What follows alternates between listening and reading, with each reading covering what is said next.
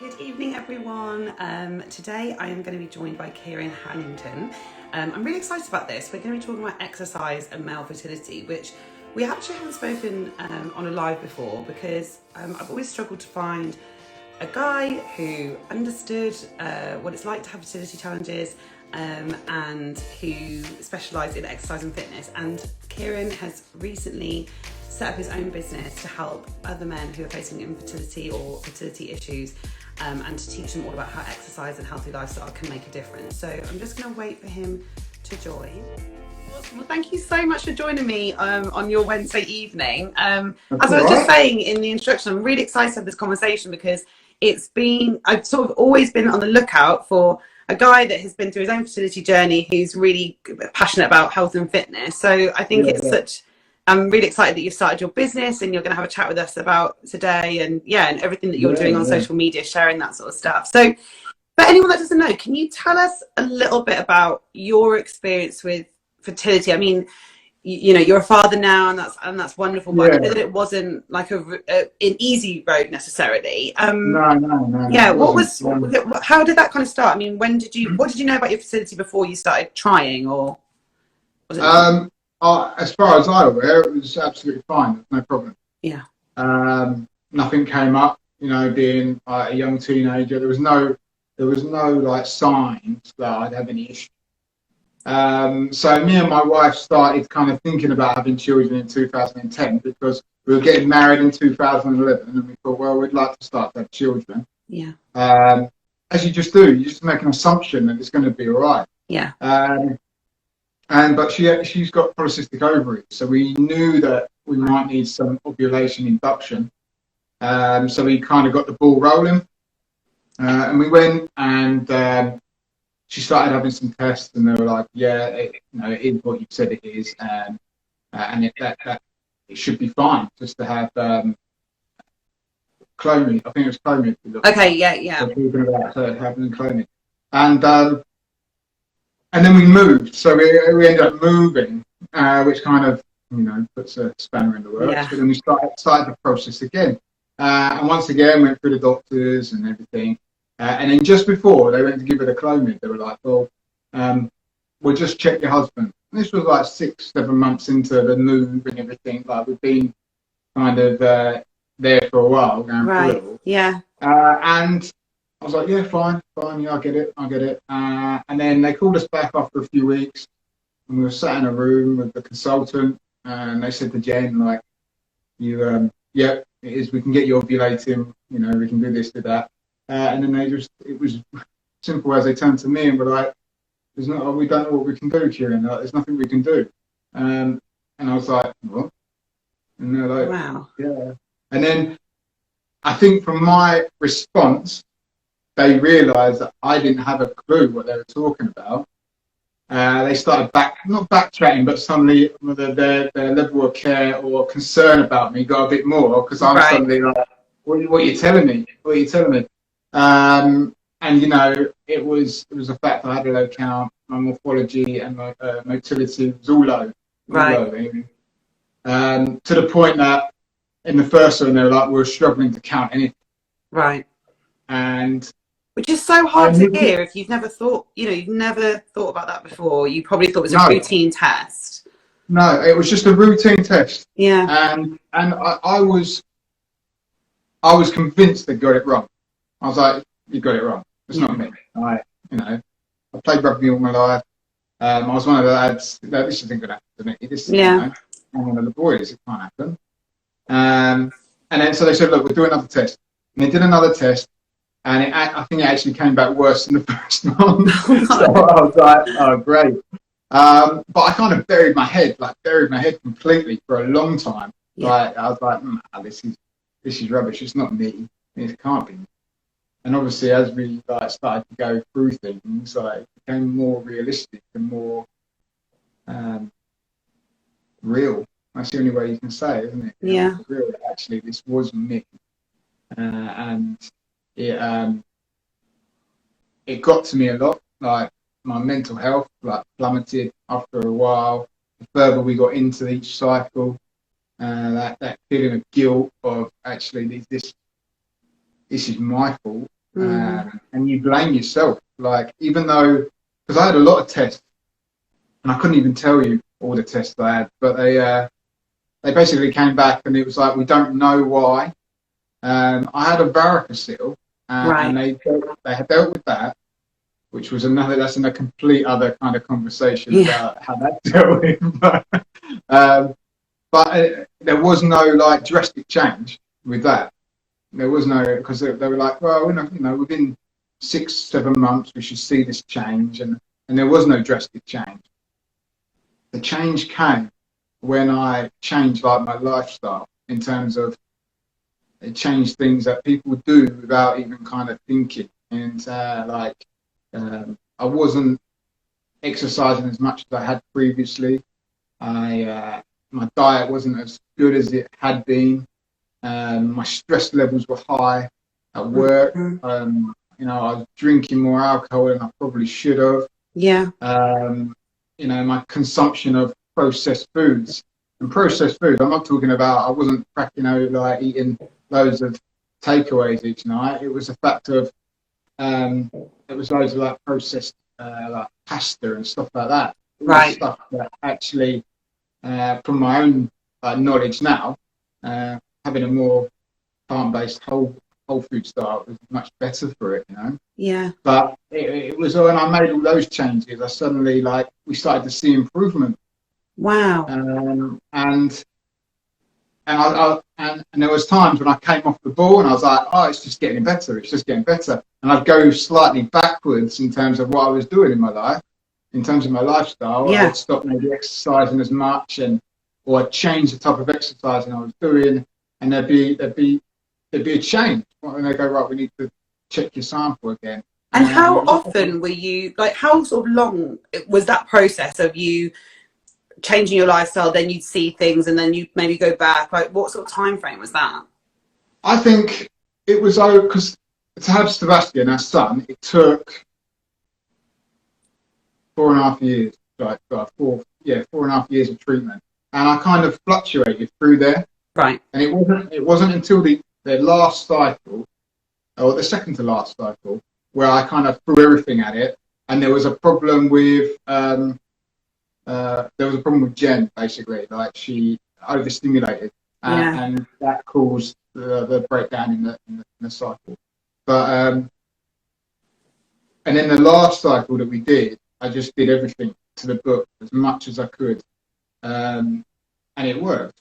And then my levels went up from being struggling to count them up into they were talking about, oh, you've got 3 or 4 million now. Wow. Where before they couldn't count them.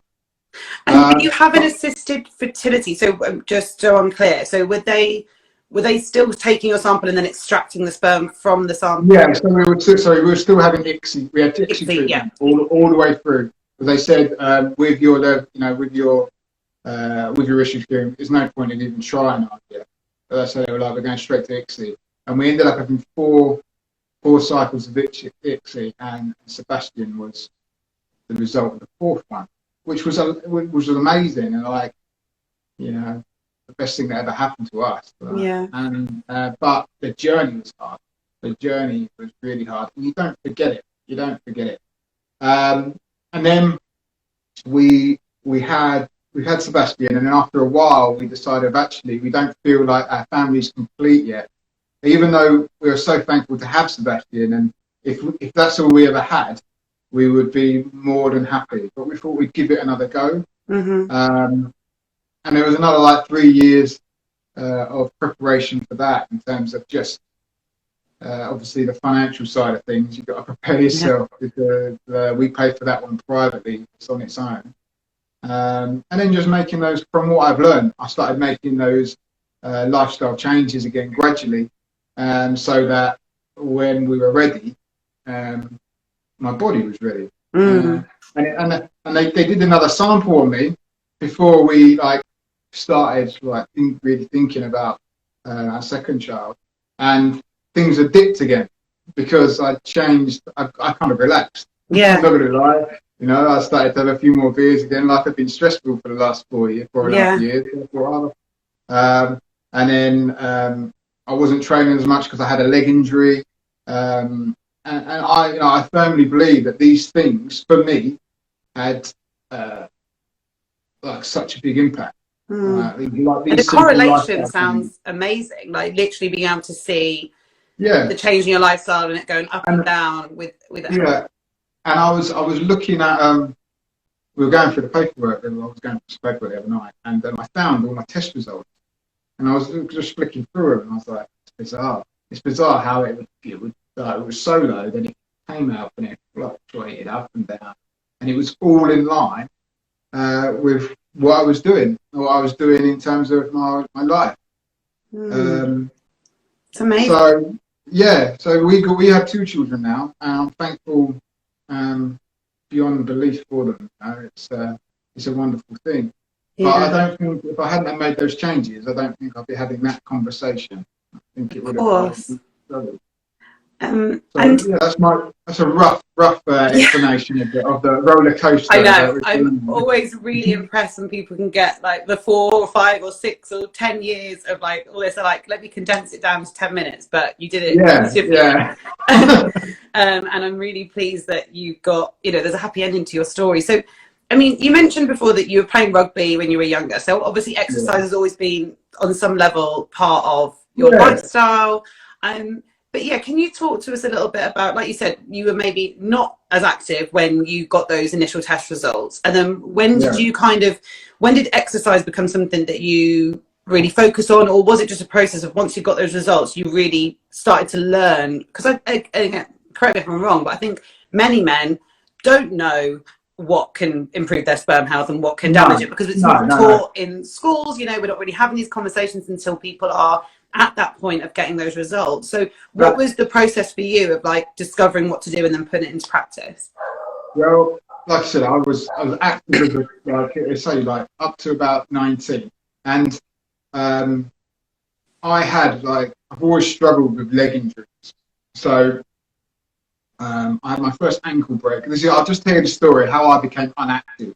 Yeah. So I had my first ankle break, and that kind of put me on the bench in terms of playing rugby for a long time. So I didn't play for quite a few years, and then I went back and I had the same leg.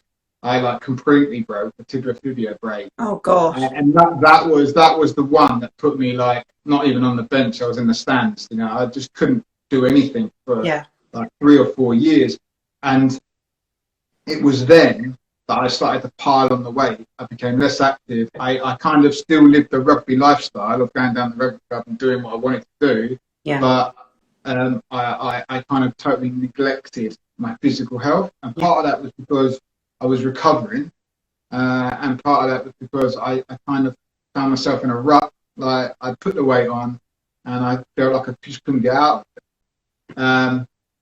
Which I think is very common. I think it's very common when people kind of pick up an injury or something happens in their life when they've been so active and then they suddenly become unactive. So basically we went through what I've just explained, and I kind of just thought, what's happened to you, mate? What has happened to you? Because you've gone from someone who was so kind of physically fit and always out doing something, to being someone who would come home, sit on the sofa and just do nothing. Yeah. And it was kind of like an epiphany moment, like I've got to sort this out. I've got to sort myself out, even if it's not for, say, the wife and the children that we wanted. It's for me, because there's only one way this is going to go. So I started looking into it, like what to do, and what kind of exercise can I do, and what kind of things are out there for people in my position. And I found that there was nothing. There was nothing. There was just like a little bit of research, and we're talking about minute research. Yeah. And even the doctors, like the consultants and things like that, they were just like, "You've got to lose some weight." Okay, how do I do that? Well, you've got to lose some weight. And there was no follow up. There was no kind of like, this is what you need to do. Go and see these people. There was no kind of direction. Right. But my wife, on the other hand, received loads of support in terms, even like just support in general. There was loads there for the ladies going through it, but just nothing for the men. Totally. So I studied sport at school, uni, sorry. So I'd always been very active, like I said. And I started to look into it, and I was like, right, let's look specifically. I'm going to put a program together for me to follow. There's nothing out there, so let's be productive in this. And I put one together for my wife as well. And we followed this program through the last 2 cycles, and it had such a positive impact. Amazing. And what did that involve? So obviously you talked about losing weight, and we do know that an unhealthy BMI has been connected to low sperm counts and stuff like that. So obviously that's a factor. But were you looking at certain exercises, what were good, what were bad? Was the food like really part of that process as well? Yeah. I think when it comes to, especially like when you're looking at fertility, you've got to do it all. You've got to do the whole package. You can't just kind of like go, well, I'm going to do the exercise, but I'm still going to have my 20 pizzas. Yeah. It doesn't work like that. If you're gonna roll the dice, you might as well roll it properly. That's how I look at it. And we kind of, like I said, we went to a very, in terms of diet wise, we went to a very vegan based or plant based diet, and we only ate red meat once or twice a fortnight.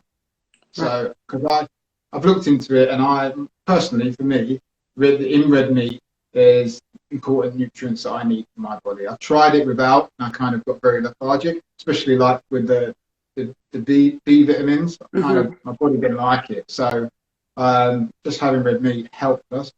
In terms of exercise, I found that initially it was just kind of, I know how I can lose weight, so I'm going to lose weight, and we just started running, like long distance running. Or I started doing kind of high intensity training at the gym, because I knew that I could drop my weight that way.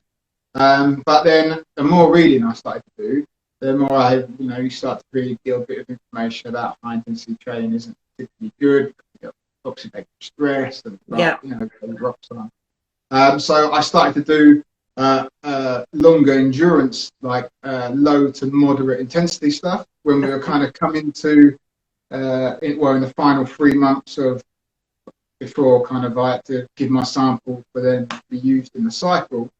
So I changed it from high intensity to medium to low, and kind of then just incorporated specific kind of heavy weight sessions to keep my testosterone up. Okay. But I was only doing that like twice a week. So I was doing a lot of CV and then 2 heavy sessions a week. And it had an amazing impact. I felt good for it, but it was just pure like experimentation, because there was nothing else, absolutely nothing I could go on. Like I said, a few bits of research, but not much. And even today, it's still very, very limited. Like, there's not much out there in terms of research on or specific research looking at the effects of exercise on fertility, not when you compare it to some of the other areas of fertility and how heavily it's researched. Like supplements and things like that, very heavily researched. But something that can actually be changed very simply and almost for free isn't looked at. It's like there's still so much like that we just need in terms of sperm health in general. Like there's still so much that we need to research, but I think it's amazing that now that I understand more about your background, I think it makes a lot of sense. I'm like, right, okay, this is almost like it's all been leading up to this point, and so it makes total sense that you're here now with like your education and your passions. But I guess as well, like you mentioned with the red meat, a lot of this is you've got a plan, but it will be a bit of trial and error to see how your body reacts, right? So I guess that it's been you having that time and really being able to see what works and doesn't. It's like your own mini experiment, I suppose, which is 100%, and it is so individualized. Like especially something like nutrition, someone who can live on one diet, someone else struggles with, and I can't answer the question why. I don't think anyone can. It's just how our bodies are built. We all have the same organs and everything, but we're built differently. Some of that might come down to genetics, but I really found that adding certain things, taking certain things away, just made me feel better, and training in a certain way had a better effect. So that's kind of how I kind of got to where I am now. It's so interesting. Something you mentioned, and I wanted to pick up on because I think it's really important, is where your mental health was at when you were at the start of that process, or I'm sure throughout those 4 years, and again when you had your second child. So I'm sure there were times when it was really stressful, feeling really, like you said at the start, when you're feeling guilty or ashamed, which you shouldn't feel, but totally understandable that you did, and other guys do, and then just the stress of the process on both you and your partner. Was exercise, I know that I guess you started the exercise for fertility, but did you feel like that also was a massive game changer in your headspace and your outlook during that time? Yeah, definitely, and that's one of the things that I look at it in two ways. In terms of, say for example, what I want to give my clients is there'll be some that will benefit from physically from exercise and will improve their sperm. There'll be some that maybe are using sperm donors, so it's not going to directly affect their sperm, but it will help them, with their mental health. It's like there's two sides of it. You're going to have some where it helps their mental health and their sperm. There's so many different ways that exercise can help an individual. And for me, it was almost like just a breath of fresh air. But I'd opened the door and the air had come in, but I'd opened the door before, but I'd never thought of doing it, in terms of my health and for my fertility. And then once I started, everything else started to slot into place. Life started to be all right again. It was a slow process because you can't just pull yourself up out of the gutter. And I explained to Jen, after Jen's my wife, by the way, after it all finished, I said I can't explain how low I felt some days. I felt like I was face down on the floor and I just couldn't get up. Like there was nothing. It doesn't matter what I did. I felt useless. Just felt horrendous. And it wasn't until I started to exercise again and kind of take control of it and go, all right, this is happening to me. I've got to process it and deal with it. And that sounds really raw and kind of like a bit blunt, but I needed that for me. I needed that kind of wake up and come on, Ciaran, you can at least try and do something about it. Rather than just kind of sit here and anticipate the worst. But for mental health, I mean, that's been heavily researched. I mean, the impacts on exercise and mental health. If anyone's feeling down about their fertility journey, start with look at your exercise. See what you're doing, like physically. And exercise doesn't mean going to the gym. Exercise is going out for a walk. Exercise is because you're looking at that moderate to low. So if you go for a couple of hours like stroll around the park, I mean, that's exercise. And sometimes it's like just taking your mind off it for that 1 hour a day or a couple of hours a day, because when you're in it and you're doing all the right things, which is like you did, throwing yourself into it, doing all the research, doing all the reading, but your whole life can become consumed by that fertility journey, and of course it will. But to just get out of the house and like listen to some music for an hour or whatever and just be for a bit can just reset your brain so that you're ready to keep going. Like you've got the inner strength to just keep going on that journey. You need that breather in the day. Yeah, something I learned a lot about was, and I didn't believe it. And I don't, if you talk to a lot of guys about this, and they probably think it's something like the wife would do, but it's me time. It's me time. This is me time. And this is one of the reasons why you'll see on my Instagram, I still train loads. I'm training all the time because that's me time. When I stick my headphones in and everyone in the gym learned, don't go to Ciaran. he's exercising. He's having his hour. He's 40 minutes. Yeah. And like I find, like, especially like cardiovascular stuff, if I'm running on the treadmill or on a cross train or something, it's a great time to process things. Think so much through. Just thinking about what's going on in life. How can I solve that problem? How can I solve this problem? Or what do I want to do next? And it's the same with the fertility. When I was running, it was like, right, I'm here at the moment. Let's think about what could be. This could be. How can I get there? How was I feeling this morning when I woke up and I had this or that? I wasn't feeling great. Okay, right. So maybe I can take that out. And it was those kind of moments, just thinking through, self-reflection.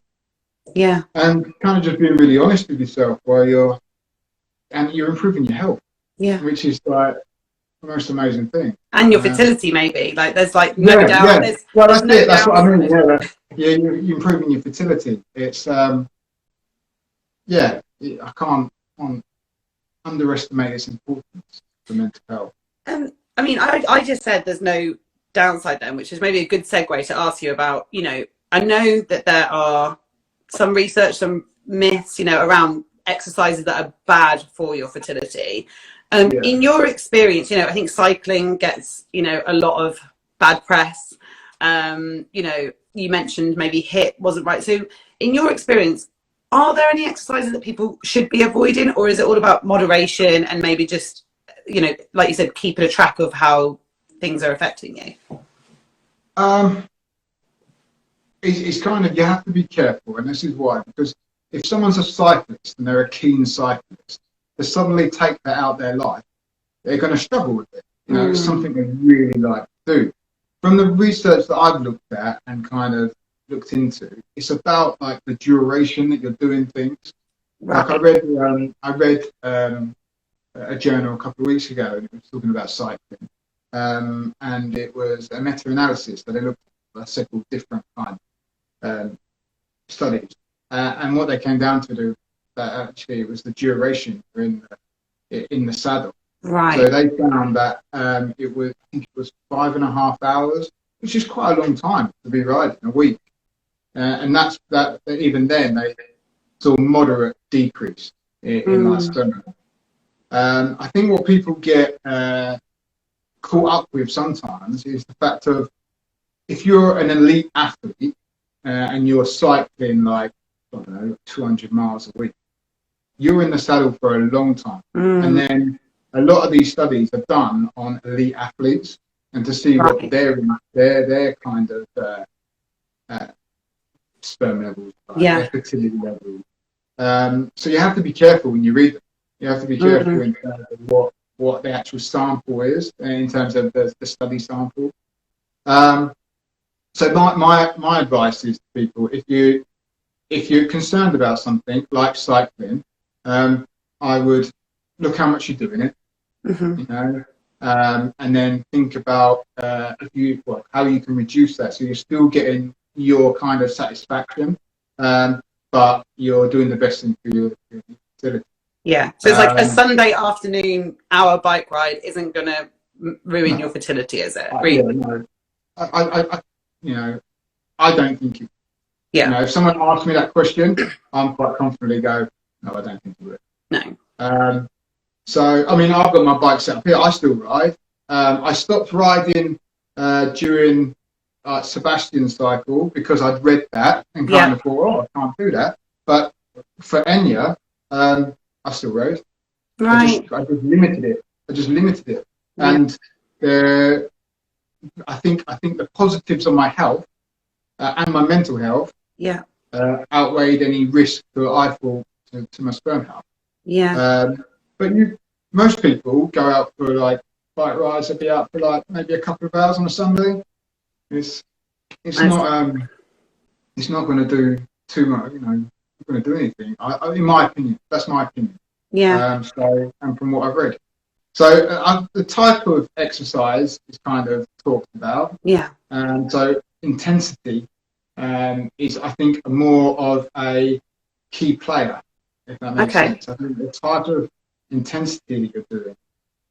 So high intensity, I think, just because of the effects it can have on your body in general should be avoided Okay. in the 3 months leading up to, say, giving a sample.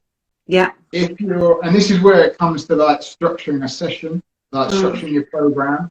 If you, for example, know that you're not going to be going for your fertility treatment for, say, 6 months, this is what I kind of not argue, but kind of, this is my feeling. You've got 3 months to kind of sort out, say, for example, if you had a slightly high BMI, you've got 3 months to do some high intensity training to correct that. Right. And then you've got 3 months to prepare your sperm. Right. Okay. Yeah. I look at it, splitting it up. Yeah. Because the impact and like over the short term that high intensity training can give you, the benefit for me outweighs kind of any risk, because you've got that 3 months to kind of sort out the sperm. So you can kind of switch training. Yeah. You know, for people who say only have 2 months before they go and give their sample, I'd be like, let's avoid high intensity training. Let's look at moderate to low. So that would be more the kind of like jogging, walking, hiking. Yeah, they can still, I mean, you can still do weights on it. You can still do weights on it. I would always promote people doing, or especially men doing weight training, because it is good for your testosterone. You know, I was going to say, you mentioned that was part of the sort of the program you put together for yourself. So yeah. So so I guess we have this idea of lifting weights, muscles, testosterone, but it's actually rooted in fact, right? It really does help with our testosterone production. Yeah, and it's kind of, when people think of weights, they think like you're there kind of doing, I don't know, 10, 20 reps, and you're kind of like stressing yourself, so there's like your veins are popping out. It doesn't have to be like that. If you want to kind of just kind of give yourself a bit of a testosterone boost, I do 5 sets of 5 reps, and I put like, so if I'm going to be deadlifting, I don't max out on my deadlift. I just kind of put a certain amount on, so I might put like 100 kilograms on. That for me is a comfortable lift, and I lift it 5 times. It's just triggering that response of your body going, I need testosterone, I need some of this.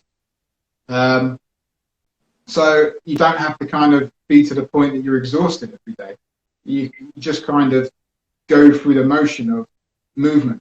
That's the important thing. It's the important thing of movement and being active.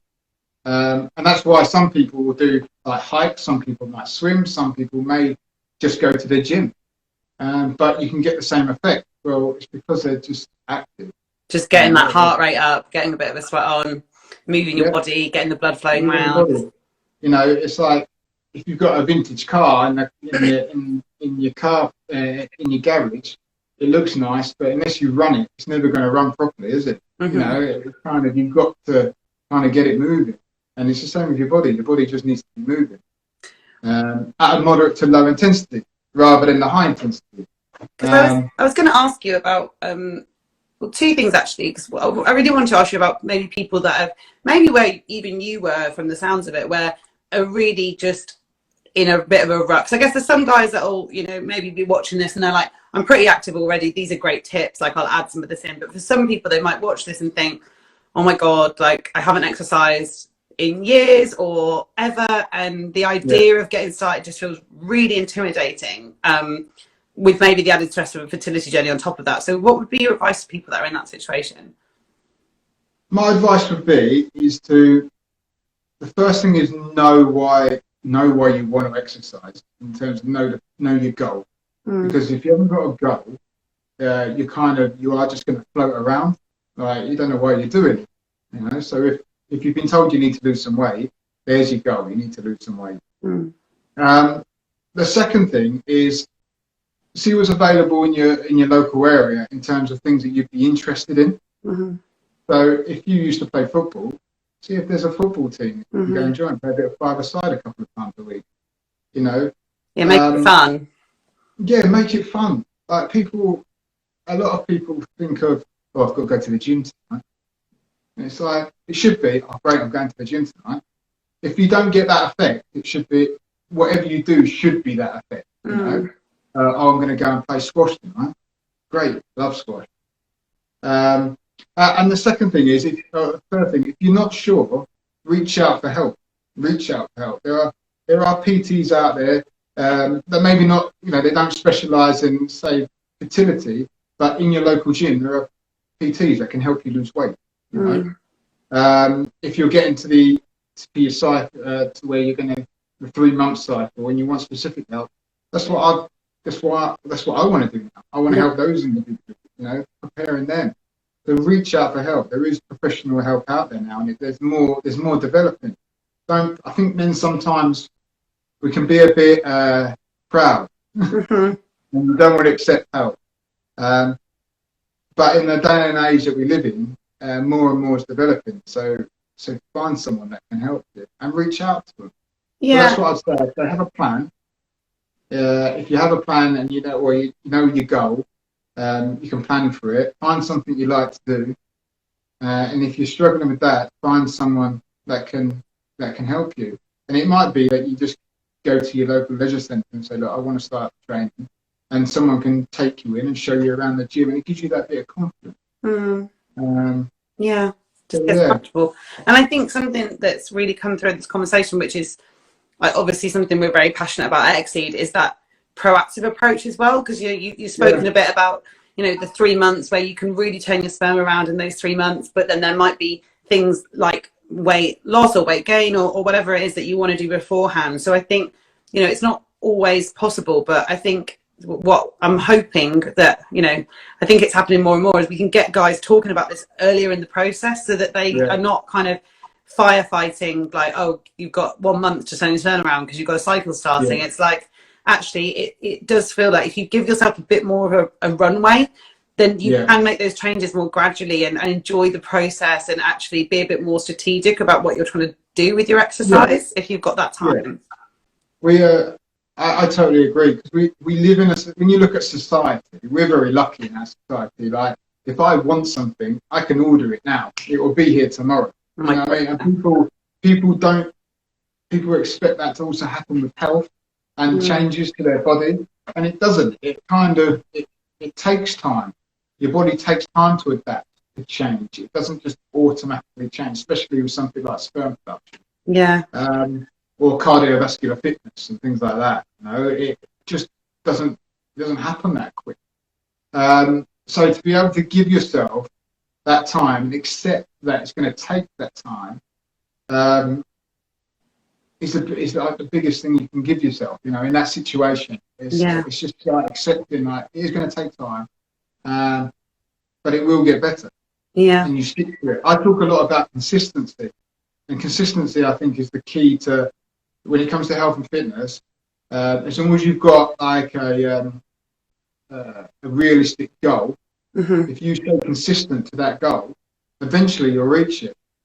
But it's the consistency that's the hard point, isn't it? The fact that each day you've got to keep going, and it's all right to fall off the tracks every now and then. Everyone does, but it's whether or not you get back on them and try again. And if you've got, say, 6 months to do it, you can fall off the tracks a couple of times, you know, and kind of figure out what works for you. But the more I think people are becoming more aware of this, it takes longer to make those changes that you need to do. And another thing is, don't rush to try and make all the changes at once. Choose something. So if you want to improve your diet and your exercise, for the first month, pick one. Just pick one to focus on. So it might be, actually, I want to start, I need to get moving. I need to get active. So you focus on your exercise. And then once you get in that, you'll start to feel better. You will start to lose a bit of weight and things like that. And you'll go, oh, a bit of motivation. Or now I'm going to now I'm comfortable with that. I can look at my diet. I think they feed off each other as well, don't they? I think once you exercise, like, your mindset shifts and you want to fuel your body with healthy food because you're doing this and you're feeling good. I think we all get in that, especially, you know, at this time of year, right? I think it's such we're having this conversation in January where I think everyone is like, okay, I've got to get going again. Like we've all like probably sat on the sofa Yeah, over Christmas, and with lockdown and COVID, in my house, we've yeah, all been stuck inside for the last 2 weeks. I know you've been through that yeah, recently as well. So you yeah, go through yeah, stuff like that, and you do get into those little ruts, and it is hard to get yeah. going again. It is. It is. But like you said, one small change, and then it kind of becomes a bit of a domino effect. Yeah, and structuring what you change is really important as well. Because I did exercise, then then I changed my diet, and then when I was coming up to, I actually didn't drink alcohol for a long time, but I held off that until I got those other two kind of sorted. Yeah. Because stopping alcohol, I knew would have a direct effect on my sperm. So I was like, right, that's the moment that I'm going to go, right, everything's in place. I'm going to stop that. And then I started taking supplements at the same time. That was it. So I stopped drinking alcohol, and I started taking my supplements. And then that became a regimen. And was that your kind of like that 3 month period where you were like, right, Yeah, it's so game time, no, basically? I started mine a bit earlier. So Okay. I did like the final cycle, we took like a 9-month run at it. Wow. And the first 2 months I exercised, I was just adapted the exercise program that I'd done. And then we adapted our diet. And then on this like beginning of the 3rd month, I stopped drinking alcohol and started taking supplements. So I had 7 months of Wow. just pure, as good as I could do it. And some people go, well, that's a bit extreme. But that was our last roll of the dice, and I just committed everything. It worked. So I'm happy with the outcome. Oh yeah, of course you are, and it's Yeah, so lovely to hear that story. So Ciaran, I mean, I'm so actually blown away by how much you know and your story. So thank you so much for sharing that with us right. today. How can people work with you? Because I know this is like a new venture that you've recently Yeah. launched. So how does it work? How can people find you, and how can they work with you? So people can follow me on Instagram if they just want to generally follow me. I'm always popping up. I'm a bit kind of. My wife's always saying, "You're just posting things again." I like it. I like talking. So you can follow me in there, or you can go to my website, which is humanityhealthandfitness.com, and you can kind of follow the links there to get a hold of me, or you can just email me at humanityhealthandfitness@outlook.co.uk. Oh no, sorry, .co.com. So humanityhealthandfitness@outlook.com. I've got to get that one right. And where are you based? Can people work with you in person, online? So I'm based in Yorkshire.